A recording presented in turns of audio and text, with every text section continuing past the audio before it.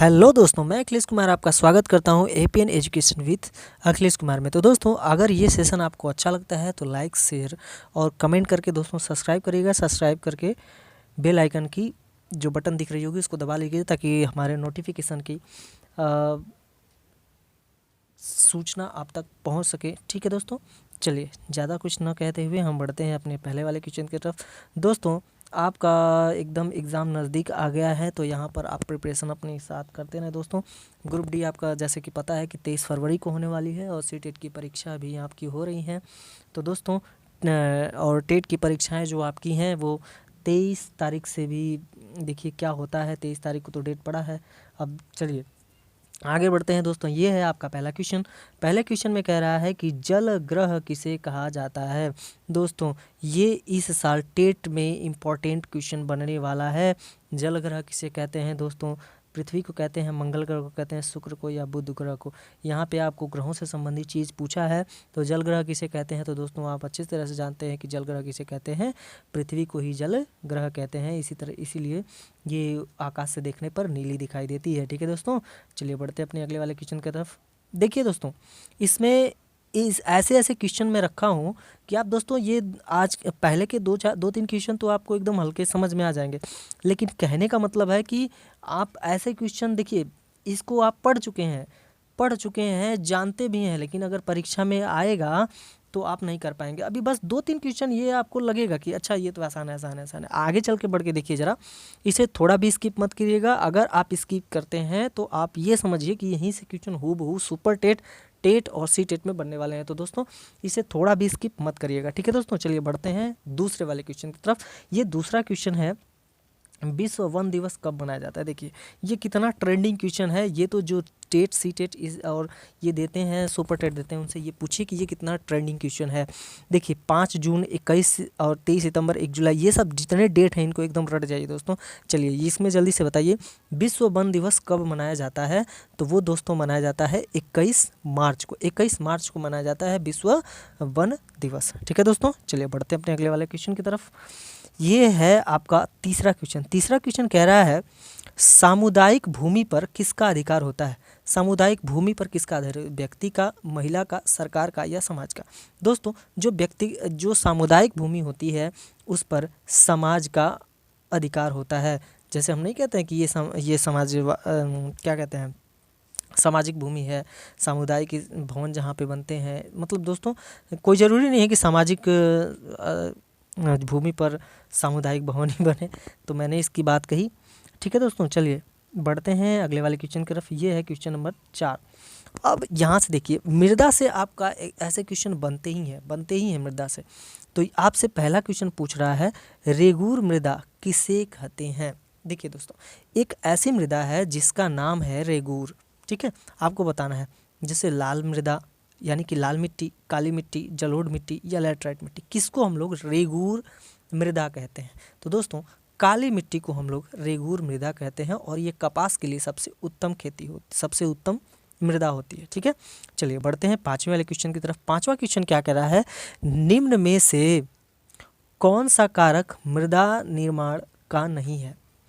आप मेरी बात समझ रहे हैं? निम्नांकित में से कौन सा कारक मृदा निर्माण का कारक नहीं है। ये कहने का इसका मतलब यही है।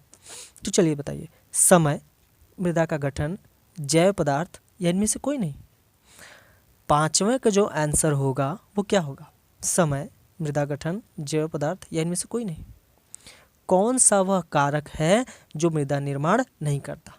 तो दोस्तों ये है मृदा का गठन। मृदा का गठन जो कारक है वो मृदा का निर्माण नहीं करता, बल्कि समय करता है और जैव पदार्थ करते हैं। ठीक है, अपने समय से होता है, क्योंकि समय इसमें बहुत ही महत्वपूर्ण योगदान है। जैसे दोस्तों हम लोग चावल पकाने के लिए या किसी भी चीज़ को पकाने के लिए या उसे बनाने के लिए हमें समय लगता है, तो यहाँ पे समय का बहुत महत्व होता है। समय के साथ साथ वो जैविक क्रियाएं होती रहती हैं जिससे मृदा का निर्माण होता है। ठीक है दोस्तों, चलिए बढ़ते हैं 6वें वाले क्वेश्चन की तरफ। ये 6वां क्वेश्चन है, निम्नांकित में से कौन सी विधि तीव्र ढालों पर मृदा अपरदन को रोकने के लिए सर्वाधिक उपयुक्त है। आप इस बात को जरा समझिए, निम्नांकित में से कौन सी विधि जो आप जैसे पहाड़ों पर ये पहाड़ों जैसे यहाँ जहाँ के लोग बसे हैं दोस्तों, हमारे यहाँ तो लोग बसे हैं, तो जैसे हम लोगों के पास एक कुछ नॉर्मल सा खेत है, और अगर मान लीजिए आप पहाड़ी इलाके की तरफ जाते हैं तो वहाँ पर कुछ इस तरह से ऊंचाइयाँ होती हैं, तो इस पर अगर हमको कुछ बोना होना होता है तो इस तरह से हम यहाँ पर क्या बनाते हैं, समुच्च जुताई करते हैं। समुच्च जुताई कहने का मतलब है कि आप जैसे अगर आपको यहाँ से ऊपर से नीचे की तरफ जुताई करनी है, नीचे से ऊपर की तरफ जुताई करनी है, तो अगर आप पानी भरते हैं तो अगर नीचे से ऊपर की तरफ आपने जुताई किया है तो पानी बहुत जल्दी से नीचे चला आएगा।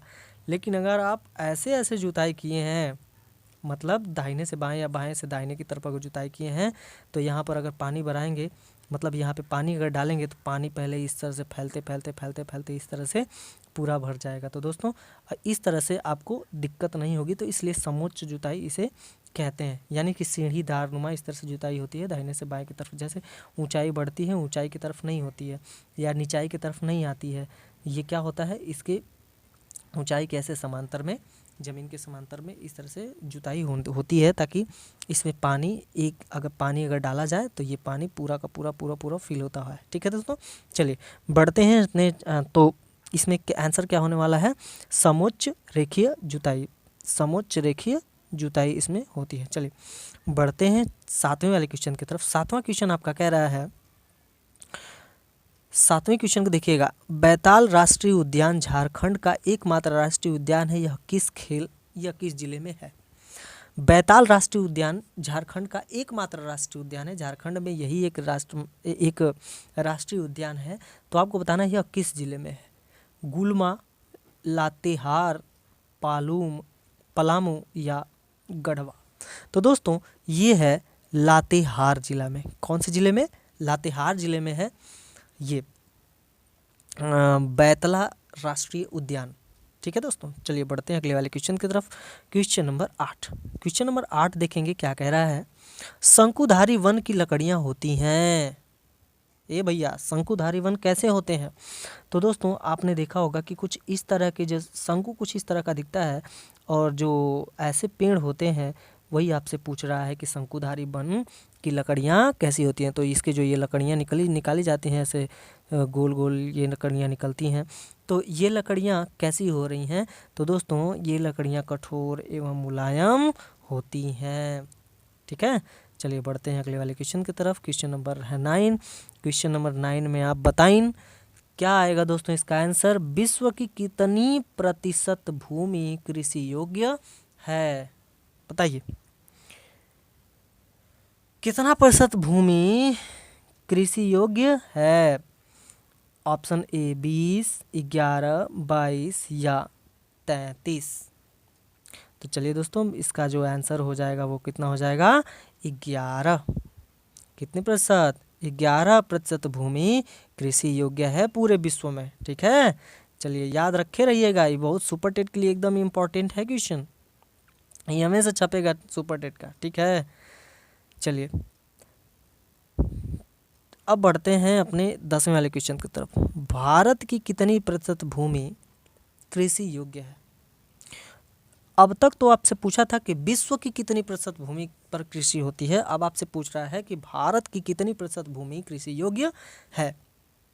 अगर आपको आ रहा है तो ठीक, नहीं आ रहा है तो ये देख लीजिए, ये इसमें ऑप्शन होगा 57%। ठीक है, चलिए बढ़ते हैं अगले वाले क्वेश्चन की तरफ। Question number 11। अब क्वेश्चन नंबर 11 का कह रहा है, झारखंड में कितनी प्रतिशत भूमि कृषि योग्य है। जिस झारखंड की हम लोग बात कर रहे थे वही पूछ रहा है कि झारखंड में कितनी प्रतिशत भूमि कृषि योग्य है। तो दोस्तों वहाँ पर केवल और केवल 23% भूमि कृषि योग्य है। चलिए बढ़ते हैं 12वें क्वेश्चन की तरफ। क्वेश्चन नंबर 12 क्या कह रहा है, पढ़ते हैं इसे। झारखंड में कितनी प्रतिशत भूमि पर वन फैला है। वन कितनी प्रतिशत भूमि पर फैला है। तो दोस्तों इसका आंसर जो हो जाएगा वो क्या हो जाएगा, 29%। झारखंड में 29% भूमि पर वन फैला हुआ है। चलिए बढ़ते हैं 13वें क्वेश्चन की तरफ। क्वेश्चन नंबर 13वां क्या कह रहा है, मृदा निर्माण के कारक हैं। मृदा निर्माण के कौन कौन से कारक हैं यही आपसे पूछ रहा है। वायुदाब या जलवायु रुकिए दोस्तों, वायुदाब, जलवायु, चंद्रमा का गुरुत्व या इनमें से कोई नहीं। तो दोस्तों आपको अच्छे से पता होगा कि जलवायु इसका मुख्य कारक होगा मृदा निर्माण में। ठीक है, चलिए बढ़ते हैं अगले वाले क्वेश्चन की तरफ। क्वेश्चन नंबर 14 क्या कह रहा है, भारत में मृदा के कितने प्रकार होते हैं? तो दोस्तों कितने होते हैं? 3, जग जाहिर है दोस्तों। ठीक है, चलिए बढ़ते हैं अपने अगले वाले क्वेश्चन की तरफ। क्वेश्चन नंबर 15 क्या कह रहा है, दक्कन पठार पर कौन सी मृदा पाई जाती है? जो ये आपका दक्कन का पठार है, इस पर कौन सी मृदा पाई जाती है? तो वही आपको बताना है, जलोढ़ मृदा, काली मृदा, ऊसर या वन मृदा। कौन सी मृदा पाई जाती है?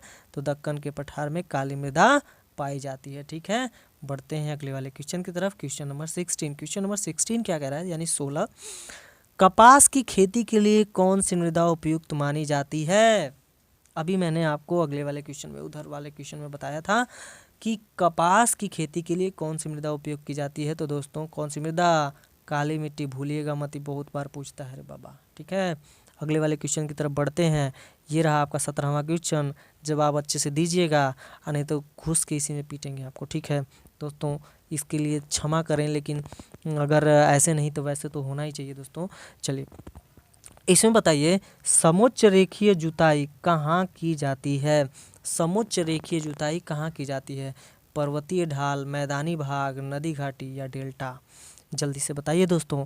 तो समोच्च, अभी हम लोग कहे हैं कि पर्वतीय ढालों पर हम लोग जैसे ऐसे जुताई करते हैं, ये कौन सी होती है? समोच्च रेखीय जुताई होती है। तो ये पर्वतीय ढालों पर होती है। ठीक है दोस्तों, चलिए बढ़ते हैं अगले वाले क्वेश्चन की तरफ। Question number 18। ठीक है, रक्षक मेखलाएं कहाँ लगाई जाती हैं? रक्षक मेखलाएं कहाँ लगाई जाती हैं? शुष्क प्रदेश में, उच्च पर्वतीय भाग पर, पहाड़ी पर। ये यहाड़ी लिखा है, लेकिन ये क्या होगा? पहाड़ी प्रदेश या वन प्रदेश पर। बताइए, रक्षक मेखलाएं कहाँ लगाई जाती हैं? रक्षक मेखला आपसे पूछ रहा है, जल्दी से ऑप्शन जल्दी से कमेंट करके बताइए दोस्तों, रक्षक मेखला। तो चलिए दोस्तों हम बताते हैं रक्षक मेखलाएं कहाँ लगाई जाती हैं। तो वो शुष्क प्रदेशों में लगाई जाती हैं रक्षक मेखलाएं।